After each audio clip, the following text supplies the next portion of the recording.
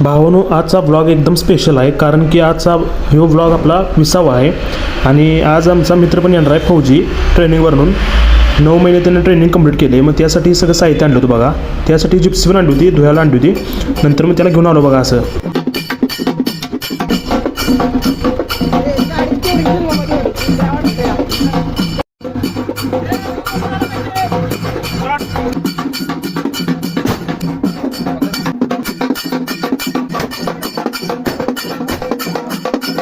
भावानो, ह्यो आनंद वेगळाच असतोय, घरच्यांच्यासाठी पण आणि मित्रांच्यासाठी पण. ह्यो आनंद लाईफमध्ये कोणाकोणाला अनुभवायचा आहे तो कमेंट बॉक्समध्ये सांगा.